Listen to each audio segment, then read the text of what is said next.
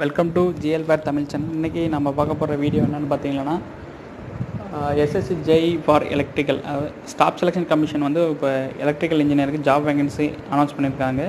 So அதை பற்றி தான் இந்த வீடியோவில் பார்க்க போகிறோம். நம்ம ப்ரீவியஸ் வீடியோவில் காமனாக பார்த்தோம் என்னென்ன இருக்குன்னு. இதில் ஸ்பெசிஃபிக்காக இப்போ எலக்ட்ரிக்கல் இன்ஜினியருக்கு என்ன தேவை இந்த எக்ஸாமில், அதை பற்றி தான் இந்த வீடியோவில் பார்க்க போகிறோம். ஃபார் ஜாப் பார்த்திங்கன்னா உங்களுக்கு சென்ட்ரல் கவர்மெண்ட் ஜாப் தான் கண்டக்ட் பண்ணுறோம். பார்த்திங்கன்னா ஸ்டாஃப் செலெக்ஷன் கமிஷன் தான் கண்டக்ட் பண்ணுறாங்க. அண்ட் டோட்டலாக எல்லாருக்கும் வேகன்சி 1800+ அப்படின்னு சொல்லியிருக்காங்க.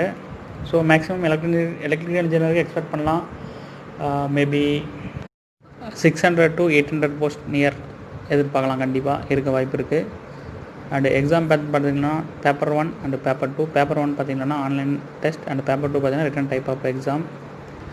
அண்டு பேசிக் எஜுகேஷன் குவாலிஃபிகேஷன் பார்த்திங்கன்னா பிஇ அண்டு டிப்ளமோ ட்ரிபிள்இ முடிச்சிருக்கணும். கண்டிப்பாக ஒரு பர்டிகுலர் இன்ஸ்டியூட்டில், நாட் பர்டிகுலர், ஒரு அப்ரூவ்டு இன்ஸ்டியூட்டில் வந்து கண்டிப்பாக நீங்கள் வந்து இன்ஜினியரிங்கோ இல்லை டிப்ளமோவோ நீங்கள் டிகிரி கம்ப்ளீட் பண்ணியிருக்கணும். அப்போ மட்டும் தான் அப்ளை பண்ண முடியும். அண்ட் உங்களுக்கு ஜாப் லொக்கேஷன் பார்த்திங்கன்னா ஆல் ஓவர் இந்தியா எங்கேயுமே இருக்கும். ஆல் ஓவர் இந்தியாவில் எங்கேனாலும் இருக்கும். அண்டு சேலரி பார்த்தீங்கன்னா நல்லா ஒரு ஹை பேக்கேஜ் சேலரி டைப் தான். இந்த எக்ஸாம் பார்த்திங்கன்னா group B type for central government job எக்ஸாம்னால ஸோ சேலரி பேக்கேஜ் ஐயா அதுக்கு 35 to 1,12,000 வரைக்கும் சேலரி பேக்கேஜ் இருக்குது. ஸோ இது ஒரு நல்ல ஆப்பர்ச்சுனிட்டி தான். அப்ளை பண்ணுறோம், கண்டிப்பாக அப்ளை பண்ணணும். அண்டு அப்ளை பண்ண லாஸ்ட் டேட் பார்த்தீங்கன்னா 30th October 2020 தான் last date. So time duration கம்மியாக இருக்கனால அப்ளை பண்ணுறவங்க இப்போ அப்ளை பண்ணணும். லாஸ்ட் டைம் வரைக்கும் வெயிட் பண்ணக்கூடாது. ஸோ சர்வர் பிஸி அந்த மாதிரி ப்ராப்ளம்ஸ் எல்லாம் வர வாய்ப்பு இருக்குது. ஸோ இப்போ டைம் இருக்குது. அந்த அப்ளிகேஷன் மேபி மேக்ஸிமம் உங்களுக்கு இப்போ டைம் ரிக்வயர்மெண்ட் பார்த்தீங்கன்னா மேபி 1 hour மட்டும் தான் உங்களுக்கு எடுத்துக்கும். அதுக்கு மேலே எடுத்துக்கூடாது. அப்ளிகேஷன் இப்போ தேவையானது பார்த்திங்கன்னா fingerprint and fingerprint soft copy, உங்கள் ஃபோட்டோ சாஃப்ட் காப்பி அண்டு உங்கள் சிக்னேச்சர் சாஃப்ட் காப்பி இருந்தால் போதும். ஆன்லைன் அப்ளிகேஷன் தான், மெத்தட் தான், ஈஸியாக அப்ளை பண்ணிடலாம். ஸோ கண்டிப்பாக இது ஒரு நல்ல opportunity for engineering students. For electrical இன்ஜினியருக்கு ஒரு 600+ அப்படின்றது வந்து ஒரு பிக் ரெக்வயர்மெண்ட் தான் கவர்மெண்ட்லேருந்து. ஸோ ஆல் ஓவர் இந்தியாவினால காம்படிஷனும் ஹெவியாக இருக்கும். ப்ளஸ் சிலபஸும் லிட்டில் பிட் கொஞ்சம் ஹெவியாக தான் இருக்குது. இருந்தாலும் ரெகுலர் ப்ராக்டிஸில் இருக்கணும். கண்டிப்பாக இது ஒரு நல்ல வாய்ப்பு கிளியர் பண்ண. இப்போ ரெகுலராக இந்த கேட் எக்ஸாம், டிஎன்இபிஏ எக்ஸாம், இந்த எக்ஸாம் ட்ரை பண்ணிருக்கிறவங்களுக்கு கண்டிப்பாக இது ஒரு ஈஸியான டைப் தான் நீங்கள் கிளியர் பண்ண. பேப்பர் 1 ஆன்லைன் எக்ஸாம் பார்த்தீங்கன்னா 2 hours டூரேஷன் டோட்டல் டைம் உங்களுக்கு எக்ஸாமுக்கு. அண்ட் நம்பர் ஆஃப் கொஸ்டின்ஸ் பார்த்தீங்கன்னா டோட்டலாக 200 கொஸ்டின் அண்ட் 200 மார்க். ப்ளஸ் இதில் ஒன்று பேட் நியூஸ்னால் நெகட்டிவ் மார்க் இருக்குது. So negative marks maximum wrong question avoid பண்ணால் மட்டும்தான் நெகட்டிவ் மார்க்ஸை வந்து தடுக்க முடியும். ஸோ எக்ஸாம் அட்டன் பண்ணுறதுக்கு முன்னாடி வந்து கேர்ஃபுல்லாக அட்டன் பண்ணணும். ஜென்ரல் இன்டெலிஜென்ட் அண்டு ரீசனிங் பார்த்திங்கன்னா 50 question and 50 mark. And general awareness பார்த்திங்கன்னா 50 question 50 mark. And general electrical engineering பார்த்திங்கன்னா 100 கொஸ்டின் அண்டு 100 மார்க் ஒரு கோர் டைப் பேஸ்னால. ஸோ இதில் வந்து பேசிக் நெசசிட்டி மட்டும்தான் இருக்குது. இந்த 3 டைப் பார்த்திங்கன்னா ஈஸி தான் கிளியர் பண்ணுறது. ஸோ பட் ரெகுலர் ப்ராக்டிஸ் மட்டும் தேவை. எக்ஸாம் டைம் டூரேஷன் வந்து இன்னும் லாங் டூரேஷன் இருக்கிறதுனால பிரச்சனை கிடையாது. மேபி மார்ச் மாதம் தான் எக்ஸாம். நெக்ஸ்ட் இயர் மார்ச்லாம் எக்ஸாம்னால மேக்ஸிமம் ஒரு 5 month டூரேஷன் இருக்குது. இதுக்கு மேலே ப்ரிப்பேர் பண்ண ஆரம்பித்தாலையும் இந்த எக்ஸாம் வந்து ஈஸியாக எல்லாரும் கிளியர் பண்ண முடியும். ஸோ பேப்பர் 2 பார்த்திங்கன்னா ரிட்டன் டைப் எக்ஸாம். பட் இது வந்து கோர் தான். ப்ரீவியஸ் பேப்பர் 1 பார்த்திங்கன்னா ஜென்ரல் மிக்ஸ் ஆகிருக்கும். ஆனால் இல்லை ஜென்ரல் மிக்ஸிங் எதுவுமே கிடையாது. ஒன்லி கோரை பேஸ் பண்ணி மட்டும்தான் இல்லை எக்ஸாம் இருக்கும். எப்படி எந்த டைப்பில் இருக்கும் பார்த்திங்கன்னா டோட்டலாக 300 question 300 mark. Each question 1 mark தான். மேக்ஸிமம் டைம் டூரேஷன் பார்த்திங்கன்னா இதுக்கும் 2 hours டூரேஷன் தான். இல்லைன்னா கொஞ்சம் டிஃபிகல்ட்டி பண்ணால் ப்ராப்ளம்ஸ் ரிலேட்டடாக வரும். ஸோ இதுக்காக நீங்கள் உங்களுக்கு வந்து சயின்டிஃபிக் கால்குலேட்டர், லாகர்தம் புக்ஸ் இதெல்லாம் நீங்கள் உங்கள் யூஸ் பண்ணிக்கலாம். சயின்டிஃபிக் புக் எல்லாமே வந்து நீங்கள் கூட எடுத்துகிட்டு போகலாம். உங்களுக்கு அப்ரூவ் உண்டு பேப்பர் 2க்கு. ஆஸ் பர் த நோட்டிஃபிகேஷனில் வந்து சில ஸ்டாண்டர்ட்ஸ் கொடுக்குறாங்க. அதை பொறுத்து நீங்கள் எடுத்துகிட்டு போகணும். இது எல்லாமே உங்களுக்கு பேப்பர் 2க்கு மட்டும்தான் அலௌடு. பேப்பர் 1க்கு வந்து அலௌடு கிடையாது. கால்குலேட்டரு ப்ளஸ் எல்லாமே இந்த பேசிக் நெசசிட்டி என்னென்னா ஒரு சம்முக்கு என்னென்ன நீங்கள் யூஸ் பண்ணிக்கலாம் இன்ஜினியர் படிக்கிறப்ப அந்த பேசிக் லாகர்தம் புக்ஸ் எல்லாமே நீங்கள் எக்ஸாமுக்கு எடுத்துகிட்டு போகலாம். உங்களுக்கு பர்மிஷன் உண்டு இந்த எக்ஸாமுக்கு. 2 time exam.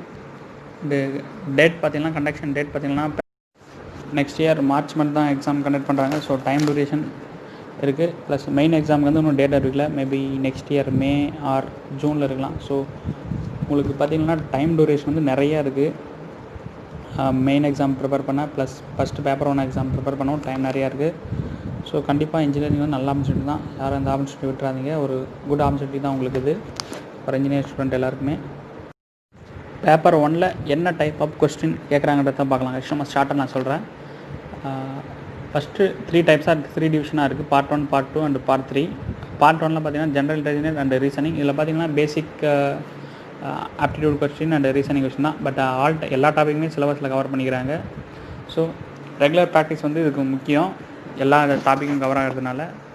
And general awareness second part type 2ல் பார்த்தீங்கன்னா ஜென்ரல் அவேர்னஸ். இதை எதை பற்றி பேஸ் பண்ணினா சம் சோஷியல் பாயிண்ட், சோஷியல் விஷயமாக சில தெரிஞ்சிருக்கணும் points, plus environment related points. என்விரான்மெண்ட்டாக எப்படி சோஷியலோட அட்டாச்மெண்ட் இருக்குது அதை பற்றி பேஸ் பண்ணி 50 கொஷின்ஸ் இருக்குது இந்த ஜென்ரல் அவேர்னஸில். அண்டு தேர்ட் டைப் பார்த்திங்கன்னா பேஸ்ட் ஆன் யுவர் கோர். இப்போ எலக்ட்ரிக்கல் இன்ஜினியருக்கு என்னென்ன இருக்குதுன்னு பார்த்தீங்கன்னா, எலக்ட்ரிக்கல் இன்ஜினியர் கான்செப்ட்டில் பார்த்தீங்கன்னா first basic concept, circuit law, magnetic circuit, AC fundamentals, measurement and measuring instrument, electrical machines, fractional kilowatts motors and single phase induction motors, synchronous machines, generation, transmission and distribution, estimate and costing, utilisation and electrical energy, basic electronics. எல்லா டாப்பிக்குமே பார்த்திங்கன்னா some basic engineering related, எல்லாமே engineering ரிலேட்டட்லேருந்து தான் வருது. So எல்லாமே first டைப்னால கொஞ்சம் online example பார்த்திங்கன்னா கொஞ்சம் செலக்டிவ் டைப்னால உங்களுக்கு ப்ராப்ளம்ஸ் கொஞ்சம் கம்மியாக தான் வரும். ஸோ ப்ராப்ளம்ஸ் இல்லாததுனால ஸோ பேசிக் நெசசிட்டி, பேசிக்காக என்னென்ன ரூல்ஸ் இருக்குது, ப்ளஸ் பேசிக்காக அதெல்லாம் சொல்லியிருக்கேன், அந்த ஃபார்முலாஸ் இதெல்லாம் மட்டும் நீங்கள் உங்களுக்கு பேசிக்காக தெரிஞ்சுக்கிட்டால் போதும். இந்த எக்ஸாமை வந்து ஈஸியாக கிளியர் பண்ணிடலாம் ஃபார் பேப்பர் 1. பேப்பர் 1 கிளியர் பண்ணுறது உண்மையிலேயே ஒரு ஈஸியான தான். பட் பேப்பர் 2 தான் சம் டிஃபிகல்ட்ஸ். சேம் கான்செப்ட் தான் பேப்பர் 2லையும் வருது, பட் அதனால் அதில் டெப்த்தாக வருது. இதில் வந்து சும்மா பேசிக்காக மட்டும் கேட்கறதுனால ஸோ இது ஒரு பேப்பர் 1 கிளியர் பண்ணுறது ஒரு ஈஸி மெத்தட் தான். நம்ம மெயினாக கான்சன்ட்ரேஷன் பண்ணுறது பார்த்திங்கன்னா பேப்பர் 2 தான் முழுக்க கோரை பேஸ் பண்ணி வருது. ஸோ மேக்ஸிமம் ப்ராப்ளம்ஸும் வர்றதுனால பேப்பர் 2 வந்து கான்சன்ட்ரேஷன் பண்ணுறது வந்து ரொம்ப முக்கியம்.